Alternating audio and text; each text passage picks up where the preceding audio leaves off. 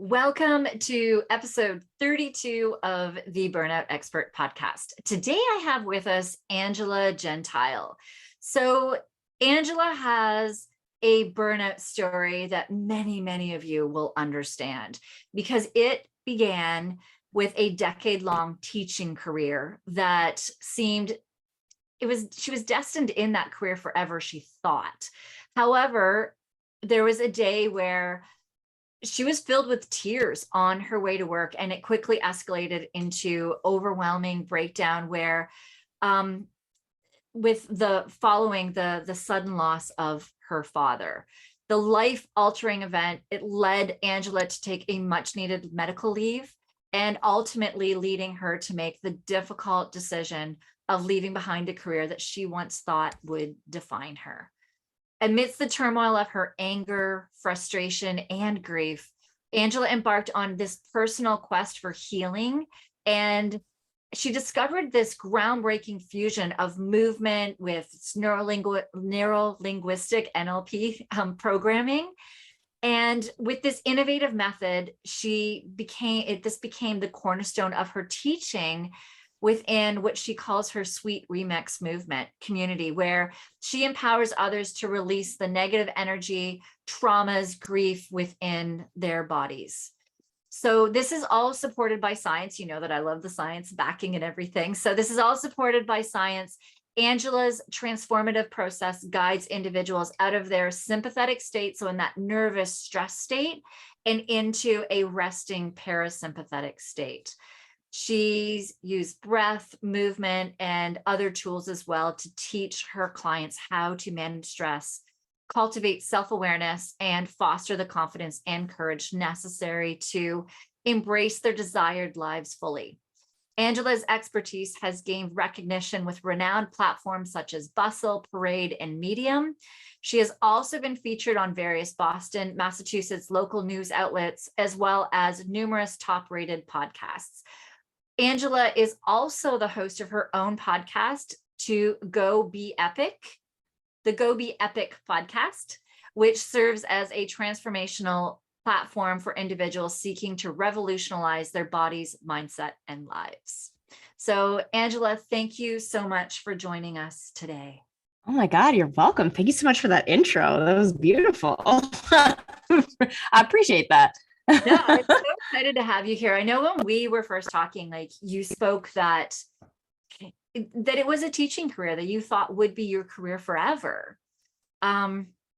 Teaching is, I know it's interesting, as I was just saying to you, our last guest, myself, as well as the last guest, had to pull our kids from school because of our kids' demands. And I've always said that the stress and pressures that teachers have on them is astronomical. The amount of different kids that they have to accommodate into a class and the class sizes. And then also you get into all the political stuff as well in there. Yeah. That I don't know how teachers manage. So I don't think they do. That's the issue, is that I don't think they do. I think it's just putting Band-Aids and duct tape on really, really big sieves and problems. You know what I mean? So Absolutely. Yeah, I don't think they do. I don't think they do. So let's dive into that a little bit, just for people to understand from a teacher's perspective. Yeah. Classroom. What did lead to your burnout? I think there were so many things. Like I as much as I was like, in this mindset when I was younger and graduated college in my early 20s of like, get a job and this is going to be your job for the rest of your life. I don't know if I ever necessarily thought that for real, but I didn't know that I had an option to think otherwise. Yes. You know what I'm saying? I'm an elder millennial. I'm in my 40s, and I grew up with this like very distinct deference of do as you're told, like be a good girl, take care of people, your needs don't matter, everybody else before you, and your worth is wrapped up in productivity. So if you want to be loved and liked and successful, you got to do more, you got to hustle, right? So I think that was overt and very submissive in my life, just as a little side note. And when I got into my career in teaching, it wasn't necessarily something that I was like, I want to be a teacher. This is my life calling. I don't think I ever felt that.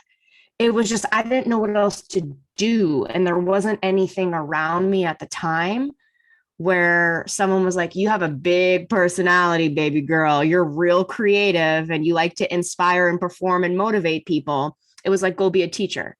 And I was like, okay, I really just want to like rent a van or buy a van, like before van life was a thing. And I really just wanted to go and travel cross country and explore the world. But, you know, in order to have a successful life, you have to go to college. You have to do this thing. You should. And I was like, okay, I guess I should. I don't want to disappoint anybody. I don't want to piss anybody off. So I became a teacher, not because I didn't love like motivating and inspiring, but I was just like, I guess that's what I should do. So I'm in my early 20s and I was like, I don't love this. I don't love this, but I was already in it. You know what I mean? I was already like neck deep in it, and I had a degree and I was tenured. And yeah, so I was like, I guess it must be me. That's the problem, not the job for me. Right. Because I started to feel like this anxiety and this like anger and like this wasn't right. And I felt so overwhelmed by the tasks. I just remember I transferred into a new school with a whole new curriculum. I was 26 and it was just like, here's the stack of books. So it was like Wuthering Heights. I was an English teacher, high school English teacher. So it was Wuthering Heights, Oliver Twist, The Tempest, and Julius Caesar. And I can't, there were like 12 books that I needed to read within 2 months. And I was just like, what do I do? And they're like, teach the books. I was like, but how? Like, I don't know how to do this. What? Teach them what? And they're like, figure it out. And then you figured it out. And they're like, yeah, but not that. I was like, I have no guidance. And I just kept like failing over and over and over again. And it was like, well, you're not doing enough. You didn't do it right. And then I would be like, well, what do I do? And they're like, figure it out. And then I do it. And it's like, you're not doing it right. You suck. You failed. And then I'm like, well, what do I do? It was just this cycle that I got really frustrated with. And I couldn't be creative in a way that served me, that I was like alive with. And I just felt so like suppressed and wrong, like every day. And that started to weigh on me, and it started to weigh on my self-worth. Because if everything around you, I was young, y'all, I was young, and I'm just like wanting to fit in. I want to be part of something. And I felt like I wasn't doing enough because I wasn't succeeding enough. So therefore I wasn't enough. Mm-hmm. And years and years and years and years of that, 5, 7 years of that, I was a mess. And I think this cycle was playing into this default operating system that I had around work hard, work hard, work hard. You got to be liked. You got to prove yourself. This is what you should do. You got to make it work. And it was a really toxic ecosystem internally that was fed by my outside environment that kind of kept the cycle going, you know? Yeah. That's the thing. I have a coach. It's fascinating. And he always says, like, how many situations can you talk about somebody who worked harder and harder and harder and still never made it anywhere? Still didn't make an impact on the world. Like, we can all think of examples of that, but it is our generation. When we grew up, it was this thing of, go to college, get a career, and die. Like, that was it. Like, work hard is what's going to make you successful. It's not your passion. No. And it was very much like, this is a meritocracy. If you do work, you will get rewarded. If you do this, you'll get rewarded. And it doesn't really operate that way. We're not, do you know what I mean? Yeah. So yeah. And I do, segueing into the teaching aspect as well. For many that do listen, do know that I homeschool for a couple of different reasons. But the one thing that I've really learned through homeschooling as well is just that there's like one way of teaching in the school system.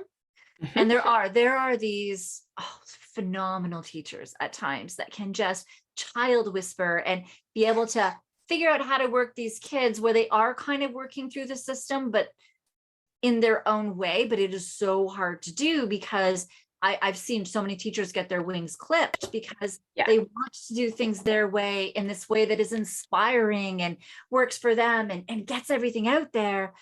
But the system is in place, and it has to be the way the system needs it to be. That quite often as well, this is with many careers, where you go into a career as well with this vision, with this dream, with this goal of what you want to do. And then once you get there, you realize that vision you have, you're hitting roadblocks all of the way every time that you're trying to make that impact with these kids or bring that creativity in you out in them. It's squashed in you. Absolutely. Yeah. And I got so tired.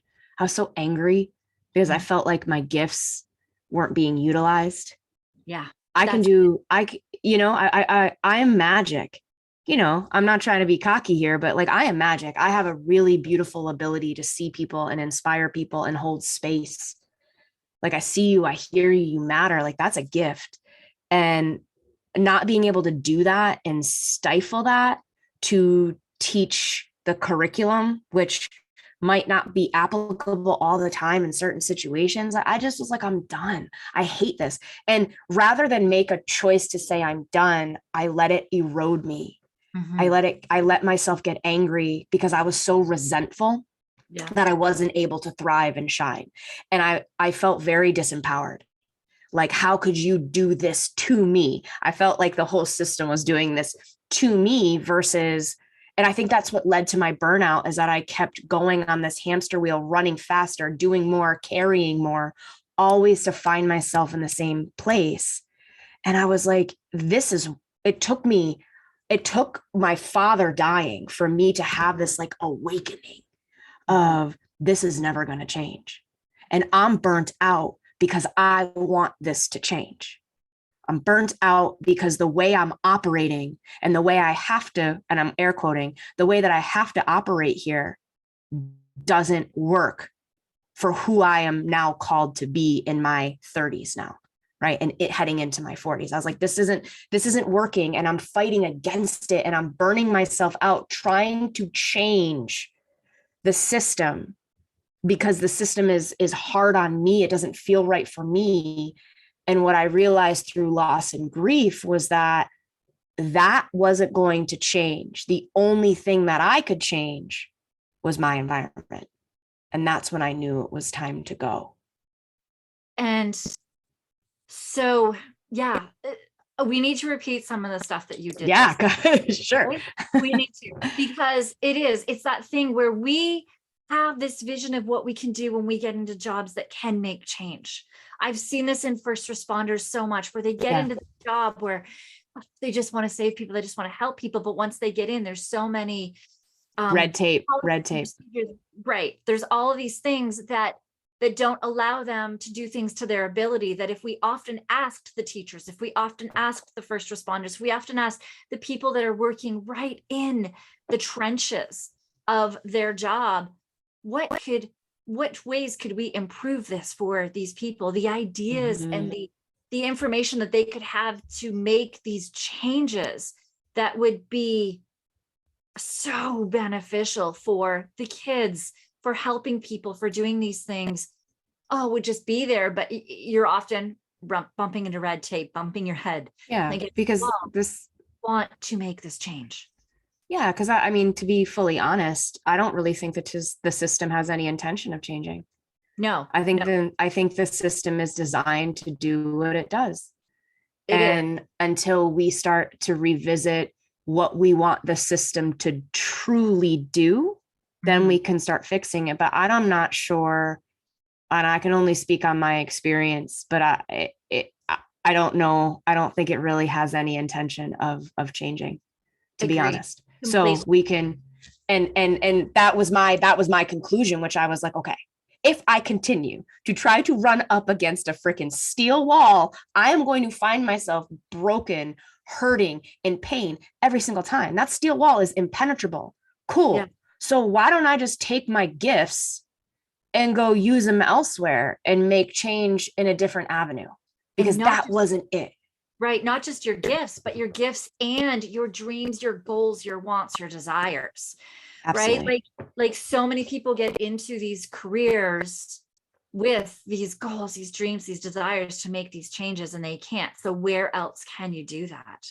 Yeah. And that's what you did. But then there's also that fear of change. Yes. Yep. That's why I stayed for 8 years. Like I was so miserable for like 8 years.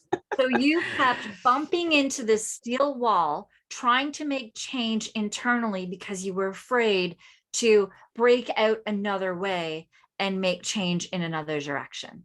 I didn't believe in myself.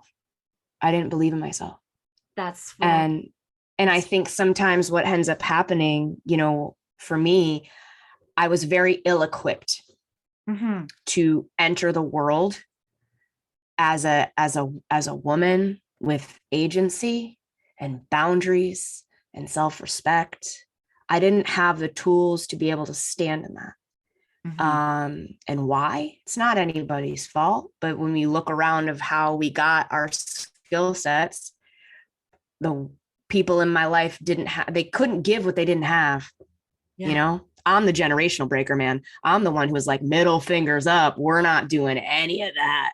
So I'm the one who had to go and cultivate that, you know? Sorry, go ahead. Okay. Yeah, this is huge. I've just gone through this as well. So this is the thing, is that we do have these generational traumas. We do have these generational things. So like in my family too, there was a big lack of understanding of communication, right? Also, there was some generational things of with the not being able to communicate, that comes with harsh communication and some yelling and some negativity and keeping you in a box when things are different and not liking change. That there are so many things as well that if we start looking back, and not in a blame way, I do always say that my job as a parent is to do better than my parents did. And that was their job and their job. It just depends on how much crap we keep trying to change, that we need to eventually be that generation breaker, that breaker of those trends and the way things are, which is fascinating that this podcast is happening now, because the one that I did just have as well, talked about breaking our kids out of that school system and trying to find their light and where they shine and where they are, and to bring that out in them, which is breaking generational gaps in exactly what you said when you started this podcast of you were taught that you went to college, you got this job, you worked hard, you pushed, you did things, and like breaking that mold of doing things. So you did not have this belief in yourself. No. How did you change that? Because I didn't. My dad, when he passed away, he died suddenly. And it was a reckoning moment for me that was opening. It didn't break me apart. It broke me open. And it made me have this emotional, physical, spiritual purge of all the things that I was holding on to that weren't mine. And I just had a yard sale. I just had a freaking yard sale. And then I was like, what is all this? What's mine? What's mine to put back? And what was given to me by force? What was given to me subconsciously? What programming was I believing in that wasn't necessarily mine? Who gave that to me? Yes. And I knew that I couldn't work through grief with this old default. Can I swear? Yeah, absolutely. I prefer not. No. Yeah, this shit. I couldn't use this shit that I was given. You know, it wasn't working anymore. And I couldn't hold all of the stuff that wasn't mine anymore inside of me, and the feelings that actually were mine. I didn't have space for grief and all the shit. Did you know what your feelings were versus the feelings you thought you had to have at the beginning? No, that's what I'm saying. There was just so much. There was so much happening that I Yeah. was like, I couldn't function. I couldn't go to work. I couldn't go to work. My Yeah. friends, God bless them, because they had to come over. I was living alone and by myself. They had to come over and like pick me up and put me in the shower. Like I was not functional. I was not functional. And I wouldn't show up for work. I was like getting in trouble and I was like, you guys, I'm not okay right now. Like I understand that you want me to do this job, but then I was just like, fuck you, because I need to be, I'm a human being who just had a major loss in my life and you want me to function like a machine. I was like, I think there was a period there too that I was like, no, I don't, that's not what I need. I can't do this. Fuck you. Like I can't do this. And I think as things started happening and I was like scraping just to survive, I was like, that's not nice. That's not fair. I don't want to be treated that way. I don't, because I didn't have space to put up with it anymore. I didn't have space to be treated like garbage. I didn't have space to be shit on one more time by administration, by parents. But I was like, I have nothing left. I have nothing left. And what I do have, I need to take care of me, because I'm taking care of me and honoring my dad right now in his passing. And that is the only thing that is important to me. So I didn't have space anymore to be a punching bag. I didn't have space to like keep giving. I had nothing left. And I was like, wow, in my worst, darkest hour, I'm still expected to give right now. No, thank you. No, thank you. And I think setting that boundary and saying no was the first step that I took into reclaiming my power back and taking back my energy, my time, my money, my spirit, my gifts, because I no longer was willing to give that away anymore. And the more I said no, I was terrifying, but empowering at the same time, because I knew that what I was doing by like moving through my grief and setting these boundaries, like listen, I'm showing up at my job being like, I don't care. I knew I was leaving. My dad passed away right around Christmas in December. So I used my bereavement leave. We went on the winter break and I came back in January and I was like, yeah, I'm out of here. I don't know. We're just going to figure it out. I started wearing sweatpants to work. I was like, I literally do not care. I don't care, because I'm going to use the energy that I have to take care of me. And it was little tiny little middle fingers that I was doing, but it started to help me build back my agency and reprogram some of that default operating system of like, what are people going to think? Yeah. What are people going to think? Because you know what? People didn't care about me there. No. People didn't care about me. They didn't care about me. So why would I care what they think? They don't care about me to begin with. Who cares what you think about me now? Like, whatever. If you don't have grace and empathy in your back pocket to give to somebody, I don't have space for you in my life. I don't. You know?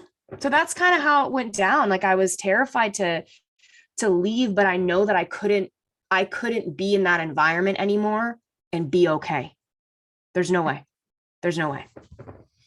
Yeah. And I have talked about this actually in some earlier episodes as well, of when you're in a toxic workplace, like when to know to leave. And and the one thing I do say is to first get yourself out of the burnout if possible, right?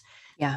The thing though is that that's not always the first, like it's not always possible. There are sometimes you can't just like rip it out and like Jerry Maguire style, like I'm out and like leave. Sometimes that's not possible. And you do have to put things in place. But I think the biggest thing that you can do to get out of that is mentally say, I'm done, and give yourself an end date, because then you can start working backwards around what you need. Right. You can start working backwards. Well, if I have 6 months, what do I need to do in that 6 months to be okay to leave? I didn't say great. I said, okay. You just got to have a little okay in you to be able to get out of the situation, you know? Yeah. And that's where too, when we're talking about toxic situations as well, is that sometimes when you're in that deep depth of burnout, everything is frustrating for you. Everything is short. Everything gets on your nerves. Yeah. Those are all the symptoms. Yes, absolutely. The thing though is that sometimes once you get yourself out of burnout, you like your job again. That being said, what I will say about teachers, and there are some other jobs as well, I don't know how teachers do it on a day-to-day basis. That some may be able to go back depending. That being said as well, like my one son's school, the administrative, the principal and stuff is just horrendous, that I don't know how any of those teachers are surviving. The principal at my other son's school is like the most amazing, supportive guy to the teachers whatsoever, that at that school, you probably wouldn't have gotten into that deep of a situation as well. Right? Who knows? Sure. Yeah. Who Who really knows? knows? It really does come from the support and where you're at and being able to make those situations. That there are times like your situation for sure, where it's like, yeah, I'm out, I'm done. I can't even get the room to breathe to even take care of myself. Yeah. Whereas some jobs, some careers, even some teaching careers may, depending on who the administration is, may give you that time and space to figure your shit out first, to get yourself back on track. Yeah. First. I think it depends. It's like, I think a question to ask when you're in your burnout phase, like, is this for me? What do I like about this job? And what do I not like? Because I think when you start getting really clear on your like hell yes and hell no, that's going to like really deter any other situation from showing up in the same way. And for me, I realized that teaching in a school system was an absolute hell no for me. I was not meant to do that. So it's not like I was willing to go and find a new place, because I didn't like teaching. I didn't like it.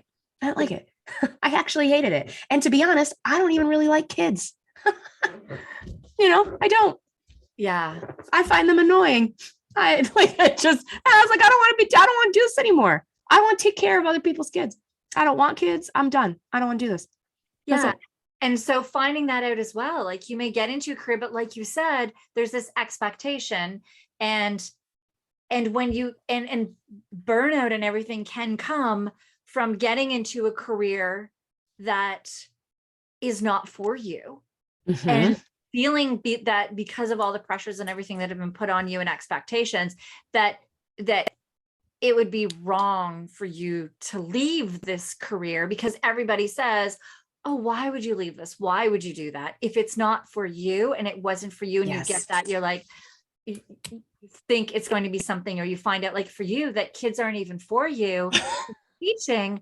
Well, absolutely. Your stress is going to go through the roof, right? Like no matter how good administration, you're going to be like, this just isn't for me. This isn't it. This isn't it. And that's huge, right? The expectations of like who we're supposed to be as women, who we're supposed to be as people, what we should do as the job. Like these were all things that I was shedding while I was grieving, because I didn't have space for it anymore. I couldn't like be this human being who like had it all together and could show up and take care of it, but I couldn't do it. And you know what? I didn't want to do it anymore. No. I wanted my life to be mine. Yeah.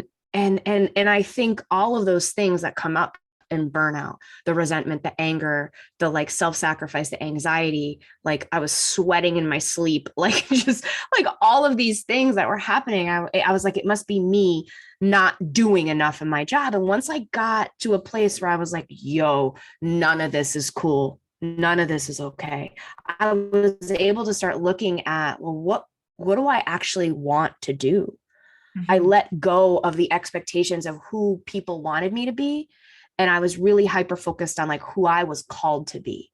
And I found that those two things were not in sync with each other, and I didn't have space to show up as anybody else other than me, because I didn't want to dishonor my dad and his passing by not living the hell out of my life. I knew that there was a gift here, and the gift was to redirect and realign me into a life that I loved, not one that I should do because someone told me along the way that this is how I needed to act and who I needed to be. You know what I mean? So that was like the clarity for me to get out of the cycle of like hating my life, being tired, being angry. When I tell people that was who I used to be and they meet me now, they're like, really? Yeah. Like we can't see it. I was like, I know, because I'm happy. I'm calm.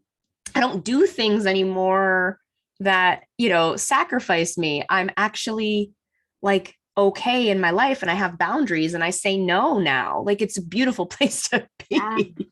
So, but there's a big gap between that place of realizing you need to start doing this, figuring out how the heck do I do this, to where you are now. So how did you get there? Like, what were your first steps? Fumbling, not fumbling? What were they, and how did you get out? I mean, the first step I did was make the commitment that said I was done. Yes. I was done.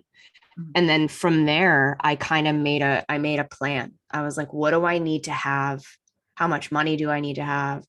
How am I going to find, because I was already doing like fitness and teaching classes in the background, but I was like, I'm going to full throttle with this.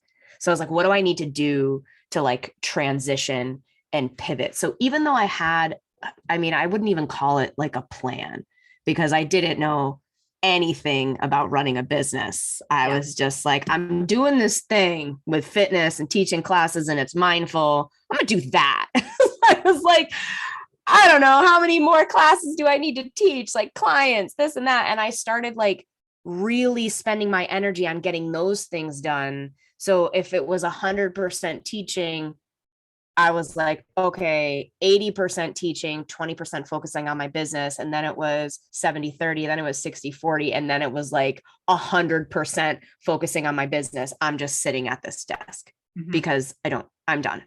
I'm done. And yeah, so it was like a gradual, I think, plan that I made that provided me with control, because now I knew that I was in control of my life. I was in control of where I was putting my time, money, and energy, which also built my confidence to say, okay, I know that I can do this. And because I was surviving grief, I was like, look at how brave you are, courageous, getting up every day and surviving this. Like, girl, you could do anything. Like, what's the worst that happens? You lose money, you'll make more, And I switched my mindset. I really started looking at what was in my control. And I don't think anybody really has any control over how much money we make. That's a myth. That's a myth. Even if you're in a job that gives you a paycheck, you don't have control over that. They can let you go at any single day. What we do have control over is how we feel about ourselves, how much effort we're putting towards something, how much energy we're giving, where we're putting our time, our energy. So I started looking at like what I was actually in control over, how positive I was, how focused I was. And that helped me to really like be okay with the potential of financial struggle. You know what I mean? And I was okay with that. I was okay with that. And it was a risk that I was willing to take because I knew that I was always going to figure out a way to make it work. Yeah. If that makes sense. Yeah, absolutely. So I do know that in your story, you took the things that you learned. So you did some NLP. Was it so neurolingual? We stumble on this word. I don't know. Neurolinguistic programming. I got you. No, I don't know why. It's the one word I know it. It doesn't roll off the tongue very easily, though. I will say that. I can spell it. I can't say it. So with the neurolinguistic programming or whatever, so you brought that into. So how did that play in your healing, and how did that transition into you then using that to help others as well? Well, I think it's like, as I'm practicing this, as I'm restructuring my mindset, taking me out of I can't, I'm not, I won't, that immediately shuts down opportunity. You know what I mean? That isn't welcoming in problem solving. That isn't welcoming evolution. It is allowing you to sit like a rock in the sand, right? So when we start looking at the way that we're talking to ourselves, words carry energy, words carry vibration. If we shift that and just change what we're saying, we allow opportunity for possibility, for growth, for evolution, versus if I'm saying I can't versus I'm challenged by this. Well, wait a second. I'm challenged by this now opens up solutions, possibility, and growth. I can't just shuts it down and we walk away. You know what I mean? So allowing the semantics of what we're saying to change can be really powerful for opening up new doors and possibilities. So with that knowing, I allowed that to be part of my movement of what am I feeling? What am I feeling in my body? Like practicing that embodiment of like what's coming up for me. Because I felt so much that I oftentimes couldn't name, was this anger, was this rage, was this sadness, was this grief, was this love? And I was like, okay, cool. It's everything. I feel everything all the time. But what was I feeling right now in this moment that wasn't serving me? And I was able to be like, oh, okay, this narrative isn't working for me, that I'm stuck. I can't, that I'm never going to feel joy again. I have to let that go. I have to move that out of my body. I am using my movement right now as an opportunity to free myself from that toxic shit that's coming up for me, that's keeping me stuck, that's keeping me right here in this place that I don't want to be. And then where the neurolinguistic like reprogramming came is in meditation. Like after I would work out, I would allow like, okay, what do I feel now? What do I need? I have this. And it just allowed space for conscious awareness and connection within myself to be like, okay, what do I now need to do? What do I now feel? What's now going on? What am I now going to claim for myself? What actually is happening? No, baby girl, you're a badass. You're not a victim. You're not stuck. Like, look at you, what you just did. You just ran. You just did boxing. You just did this movement and you're powerful. Remember that. And that's what I would take away from my movement and go out into the world, and I started bringing that into the classes that I was teaching with teachers, which it was about, what are we letting go of today? Oh, I feel worthless. I'm so stressed, right? So we would allow space to let that go. We would move, release it. And then every class would end with a meditation of like, hey, you know what? You matter. Don't forget that. Teachers leaving this class being like, you know what, I do matter. My feelings matter. My needs matter. And they would lock the door and they would go home to their families. They would lock the door. They would go home. They'd grab their stuff. They'd get in their car and they'd go to the gym or they'd go to whatever they had to do for themselves. And I was like, wow, I really think I'm on to something. And that is what I was doing kind of behind the scenes while teaching, is what led me to be like, I'm going to build this into a business. Literally don't know how I'm going to do that, but I'm going to do it. I'm going to figure it out because I can do anything. I can do anything. And that's just what I started telling myself. I could do anything. And here we are 7 years later, and I did it. I completely bypassing the full 7 years, but I hope that answers the question of what you originally asked me. Yeah, absolutely. So bringing that neurolinguistic programming, I don't know why I stumbled on that word. So bringing NLP. Just NLP. So yeah, NLP just really changing the way we're thinking about things, the way that reprogramming of the way that you were taught to think growing up, the way that you were taught that you do just, work, go to college, get a job, work hard, right? You reprogrammed that yourself. And then you started bringing that into your fitness workouts, into life, and brought that into a business. That's amazing. So empowering them. So they're still getting a really great tough workout with you.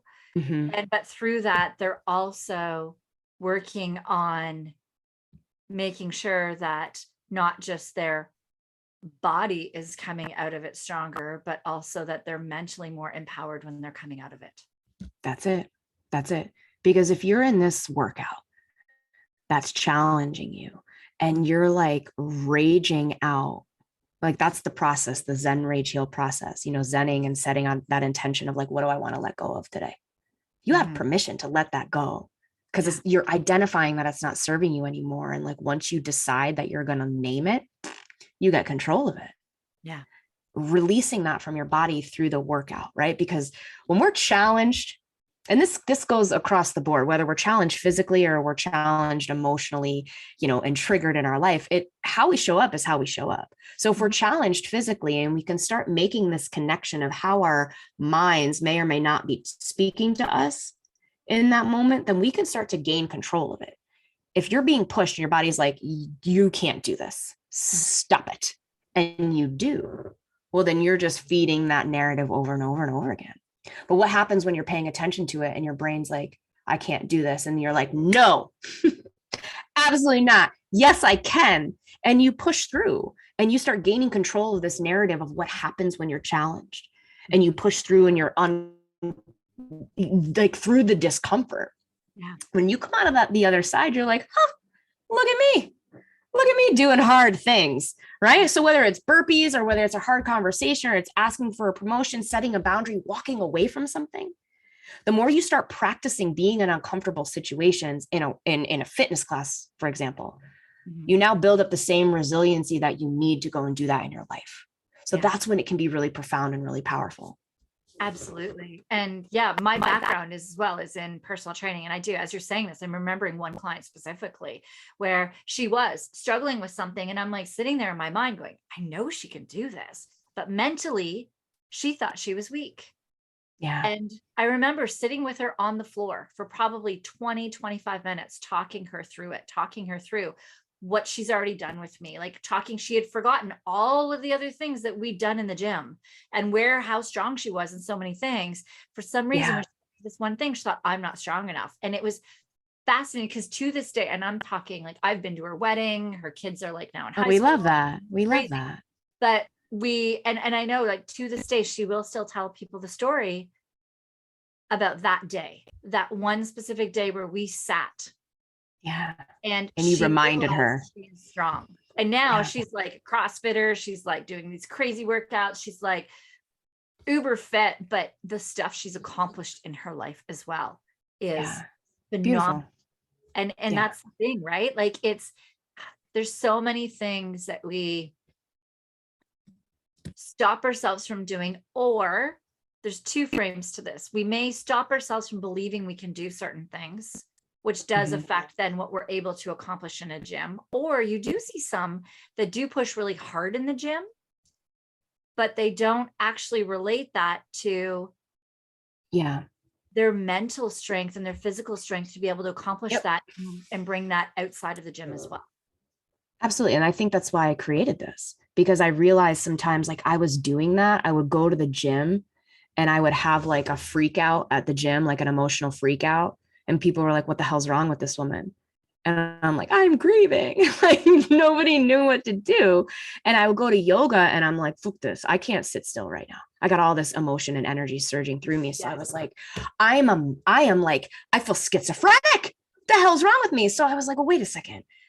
How do I combine all of this together? Because it's not like I need one thing. And I think sometimes that's what we forget. Like we go to the gym and we do this here. We go over here and we do this here. And what we're doing is denying ourselves the opportunity of the full human experience in real time. Mm-hmm. Being a human is messy. We feel things all day, all the time, all at once. And when you have like an emotional thing happen, and I mean, if we're adults, I could pretty much bet the farm right now that we're experiencing chaos and trauma and loss and pain and stuff happening on a daily basis in some way. Like just the human experience is pretty wild right now. So if that's what we're experiencing and we're starting to compartmentalize, we're stuffing it down. I think what's beneficial and why I've created this is to show up and feel it and be it all in one place. There is a permission to feel and be exactly as you are. And there's a way to honor it. Mm-hmm. What are we feeling right now? Messy, chaos, anger, frustration. I don't know. Great. Let's start there. Right? You don't have to check it at the door. In fact, I would love for you to bring it in. It's necessary that you bring it in. And use your movement as a way to like understand that and use that so it doesn't control you. You're controlling it. Because if you go to the gym and check it at the door, guess what? As soon as you leave, you're picking it right back up again and you're going right back home and you're wondering why I feel just as crazy, just as anxious, just as shitty as I did before I did that workout. It's because you haven't done anything intentional with it. You haven't used it to your advantage to grow. You've said that feeling is separate. No, it's not, because your human experience isn't separate from your feelings. Yeah. Oh man. Okay. I feel like we could talk about this forever. Mic drop. Sorry. I know. So we do have to be mindful of the time. Sorry. One more thing before we sure. You go is that what would you say then to somebody that is standing outside the door, not walking in because they're I don't want to say afraid. They're not ready. They don't feel that they are ready yet to feel the emotions, or they don't think that they are feeling the emotions yet. They're somebody who stuffs them down. Mhm. What do you say to somebody that doesn't freely Emote. Yes. How's that working out for you? That's my question. Mhm. I'm not here to force anybody. I will never force you. I'm not, nope. You will show up when you're ready. But my question is, if this is what we've been doing, this is that default operating system. This is what's leading to the burnout. This is what's leading to the anger, to the frustration. So how's it working out? If we continue to do what we're doing, we will get what we keep getting. So what you are actually asked to do right now that is uncomfortable for you, it's because you're being asked to do something you've never done, to go to a place you've never been. So if you want that change in your life, the thing that you keep seeing that you're like, oh, that's what I want. Well, you haven't been there before, and you can't get there until you do something that's different and challenging and uncomfortable. So maybe that is starting to have a conversation with yourself about what you feel. And you'll do that in your own way and in your own time. And that can be with anything. Until you do the thing that you're called to do, that's hard. You will, doing that is going to be the catalyst to get you where you want to go. Otherwise, you're just going to stay right here. And the next question is, how much longer are you willing to do that? How much longer are you willing to put your dreams, your life, your goals, your health, your sanity, your joy on hold? And only you know that answer. Yeah. Mic drop. Mic drop. Yeah. I think we do need to leave that there. I need people to go and rewind that, honestly, because change sucks. It's uncomfortable. You have to be vulnerable, and you have to dive into places that you've never dove before, but that's where change happens, which is why people stay so stuck. Yeah. I mean, look, like, you can do it on your own and you can feel empowered by it, or the world's going to show you. The world took somebody that I loved for me to get my life together and for me to start having conversations with myself. And like, if I could serve as any testament,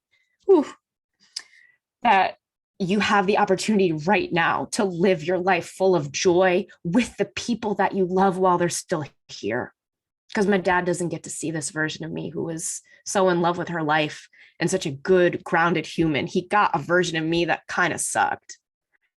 That really sucked. And what sucks even more is that that's what I got to share with him. You know what I mean? So if anything I'm saying right now, you have an opportunity to really live the hell out of your life with the people that you love while they are still here. So what are we waiting for? What are we waiting for? Right. Especially like being a child or being a parent. Right? Yeah. If you're a parent right now that's stuck, your kids are seeing a version of you. Is that the version you want your kids to see as 100%. well? 100%. All the relationships in your life, take inventory.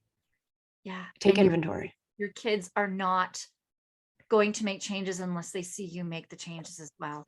Yeah. If they don't see you dive into your shit, if they don't see you getting vulnerable and diving into places that you are scared shitless to go into because change is hard, then kids are also not going to change and grow and be the people and have the life that you would like your kids to have as well. And then we're just repeating the cycle, and we're giving them the same tools that aren't working over and over and over again. We're just giving them the same toolbox that we're stuck in and that we hate. Which brings us back to the start of this that got you into your burnout full circle. Boom. Let's end it there. That's it. That's the end of the podcast for real. So true. Because I know we could go on forever. All right. So thank you. Definitely left her links in the show notes. Go to them. If anybody is listening, the quickest way that they can get to you is Instagram. That's where I use the social media platform I use the most. So just Instagram me at Sweat Remix, and let's have a little party. Let's chat. Let's chat. Absolutely. And there's so many ways for you to join and get some of this magic, either whether it's one-on-one working with me, whether it's if that's not your jam, maybe if like that person that you were saying is like having a hard time kind of identifying the feelings, maybe you just show up at class. Maybe that's what you're ready for. The reason I do coaching is for people who are ready to hey, this has been coming up for me. I'm ready to tackle it, because everybody's on their own journey, right? So there's so many ways that we can work together, and you guys can tap into this community, because I'd love to have you. I'd love to have you. Amazing. All right. So go to the show notes, check. There are links. I think that Angela has a little surprise for you in the links as well down there. So definitely go and check and see what she has provided for you guys.